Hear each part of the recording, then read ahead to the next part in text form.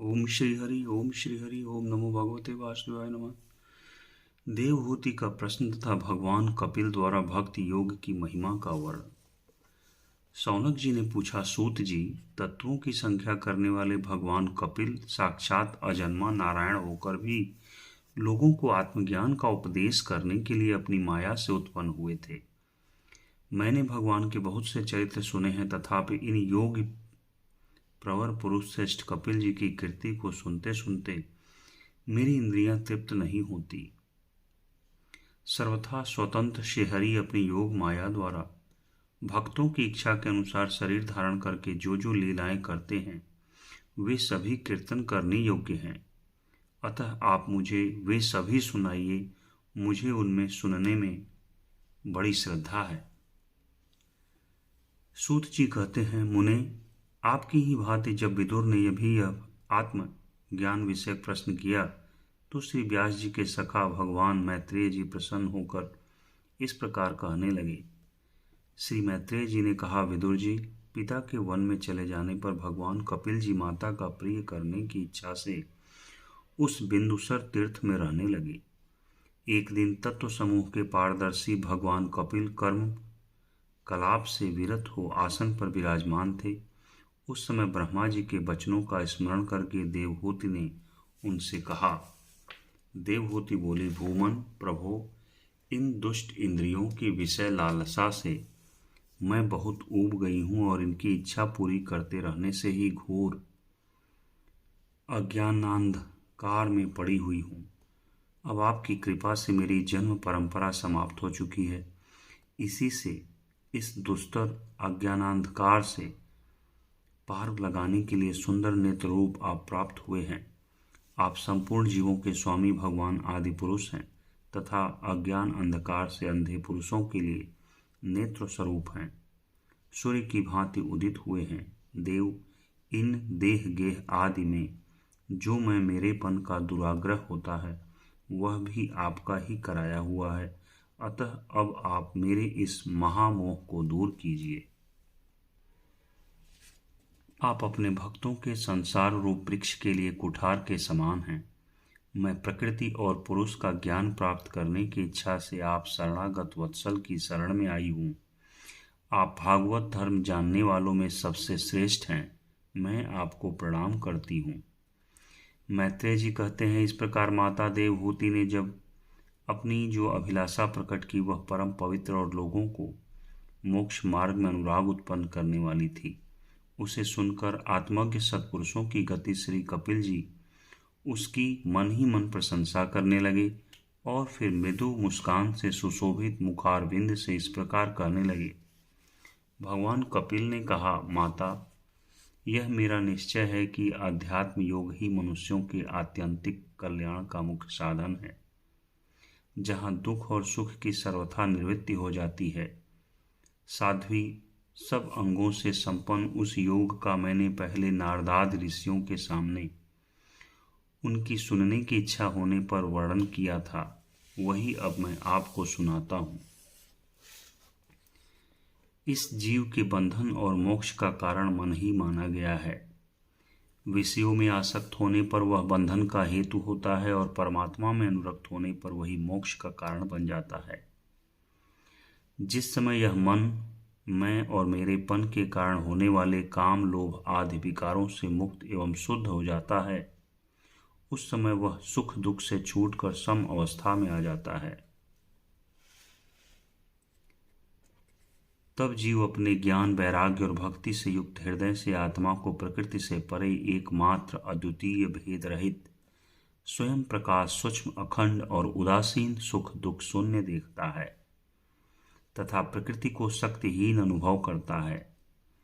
योगियों के लिए भगवत प्राप्ति के निमित्त सर्वात्मा श्रीहरि के प्रति की हुई भक्ति के समान और कोई मंगलमय मार्ग नहीं है। विवेकी जन संग या आसक्ति को ही आत्मा का अच्छेद्य बंधन मानते हैं, किंतु वही संग या आसक्ति जब संतों महापुरुषों के प्रति हो जाती है तो मोक्ष का खुला द्वार बन जाती है। जो लोग सहनशील दयालु समस्त देहधारियों के अकारण हेतु किसी के प्रति भी शत्रुभाव न रखने वाले शांत सरल स्वभाव और सत्पुरुषों का सम्मान करने वाले होते हैं, जो मुझ में अनन्य भाव से सुदृढ़ प्रेम करते हैं, मेरे लिए संपूर्ण कर्म तथा अपने सगे संबंधियों को भी त्याग देते हैं और मेरे परायण रहकर मेरी पवित्र कथाओं का श्रवण कीर्तन करते हैं तथा मुझ में ही चित्त लगाए रहते हैं। ओम श्री हरि। उन भक्तों को संसार के तरह तरह के ताप कोई कष्ट नहीं पहुंचाते हैं। साध्वी ऐसे ऐसे सर्वसंग परित्यागी महापुरुष ही साधु होते हैं। तुम्हें उन्हीं के संग की इच्छा करनी चाहिए, क्योंकि वे आसक्ति से उत्पन्न सभी दोषों को हर लेने वाले हैं। सत्पुरुषों के समागम से मेरे पराक्रमों का यथार्थ ज्ञान कराने वाली तथा हृदय और कानों को प्रिय लगने वाली कथाएं होती हैं। उनका सेवन करने से शीघ्र ही मोक्ष मार्ग में श्रद्धा, प्रेम और भक्ति का क्रमशः विकास होगा। फिर मेरी सृष्टि आदि लीलाओं का चिंतन करने से प्राप्त हुई भक्ति के द्वारा लौकिक एवं पारलौकिक सुखों में वैराग्य हो जाने पर मनुष्य सावधानता पूर्वक योग के भक्ति प्रधान सरल उपायों से समाहित होकर मनोनिग्रह के लिए यत्न करेगा। असेव्यायम प्रकृतिर्गुणानां ज्ञानेन वैराग्य विजिभितेन योगेन मय्यर्पितया च भक्त्या मां प्रत्यागात्मान मिवाहरुन्धे। इस प्रकार प्रकृति के गुणों से उत्पन्न हुए शब्दादि विषयों का त्याग करने से, वैराग्य युक्त ज्ञान से, योग से और मेरे प्रति की हुई सुदृढ़ भक्ति से मनुष्य मुझ अपने अंतरात्मा को इस देह में ही प्राप्त कर लेता है। देवहूति ने कहा, भगवान, आपकी समुचित भक्ति का स्वरूप क्या है और मेरी जैसी अबलाओं के लिए कैसी भक्ति ठीक है, जिससे कि मैं सहज में ही आपके निर्वाण पद को प्राप्त कर सकूं। निर्वाण स्वरूप प्रभु, जिसके द्वारा तत्व ज्ञान होता है और जो लक्ष्य को भेदने वाले बाण के समान भगवान की प्राप्ति कराने वाला है, वह आपका कहा हुआ योग कैसा है और उसके कितने अंग हैं? अरे, यह सब आप मुझे इस प्रकार समझाइए जिससे कि आपकी कृपा से मैं मंदमती स्त्री जाति भी इस दुर्बोध विषय को सुगमता से समझ सकूं। श्री मैत्रेय जी कहते हैं, विदुर जी, जिसके शरीर से उन्होंने स्वयं जन्म लिया था, उस अपनी माता का ऐसा अभिप्राय जानकर कपिल जी के हृदय में स्नेह उमड़ आया और उन्होंने प्रकृति आदि तत्वों का निरूपण करने वाले शास्त्र का, जिसे सांख्य कहते हैं, उपदेश किया। साथ ही भक्ति विस्तार एवं योग का भी वर्णन किया। श्री भगवान कहते हैं, विदुर जी, श्री भगवान ने कहा, माता, जिसका चित्त एकमात्र भगवान में ही लग गया है, ऐसे मनुष्य की वेद विहित कर्मों में लगी हुई तथा विषयों का ज्ञान कराने वाली कर्मेंद्रिय एवं ज्ञानेंद्रिय दोनों प्रकार की इंद्रियों की जो सत्वमूर्ति श्री हरि के प्रति स्वभाव विकी की प्रवृत्ति है, वही भगवान की अहेतु की भक्ति है। यह मुक्ति से भी बढ़कर है, क्योंकि जेठरानल जिस प्रकार खाए हुए अन्न को पचाता है, उसी प्रकार यह भी कर्म संस्कारों के भंडार रूप लिंग शरीर को तत्काल भस्म कर देती है। मेरी चरण सेवा में प्रीति रखने वाले और मेरी ही प्रसन्नता के लिए समस्त कार्य करने वाले कितने ही बड़भागी भक्त, जो एक दूसरे से मिलकर प्रेम पूर्वक मेरे ही पराक्रमों की चर्चा किया करते हैं, मेरे साथ एक ही भाव की भी इच्छा नहीं करते। माँ, वे साधुजन अरुण नयन एवं मनोहर मुखारविंद से युक्त मेरे परम सुंदर और वरदायक दिव्य रूपों की झांकी करते हैं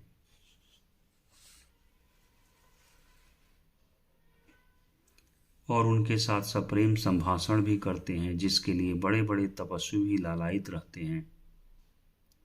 दर्शनीय अंग प्रत्यंग, उदार हास विलास, मनोहर चितवन, सुमधुर वाणी से युक्त मेरे उन रूपों की माधुरी में उनकी मन और इंद्रियां फंस जाती हैं। ऐसी मेरी भक्ति न चाहने पर भी उन्हें परम पद प्राप्ति करा देती है।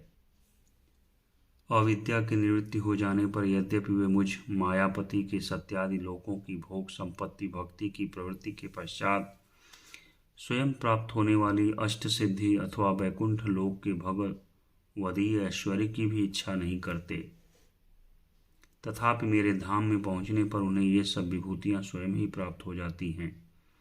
जिनका एकमात्र मैं ही प्रिय आत्मा, पुत्र, मित्र, गुरु, सुहृद और इष्ट देव हूँ, वे मेरे ही आश्रय में रहने वाले भक्तजन शांति में वैकुंठ धाम में पहुंचकर किसी प्रकार भी इस दिव्य भोगों से रहित नहीं होते और न उन्हें मेरा कालचक्र ही ग्रस सकता है।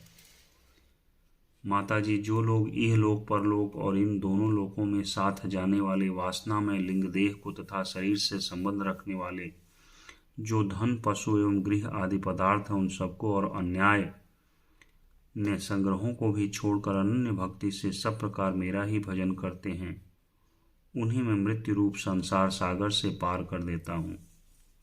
मैं साक्षात भगवान हूँ, प्रकृति और पुरुष का भी प्रभु हूँ, समस्त प्राणियों का आत्मा हूँ। मेरे सिवा और किसी का आश्रय लेने से मृत्यु रूप महाभय से छुटकारा नहीं मिल सकता।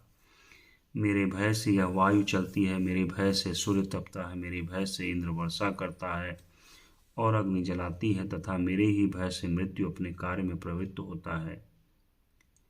योगी जन ज्ञान वैराग्य युक्त भक्ति योग के द्वारा शांति प्राप्त करने के लिए मेरे निर्भय चरण कमलों का आश्रय लेते हैं।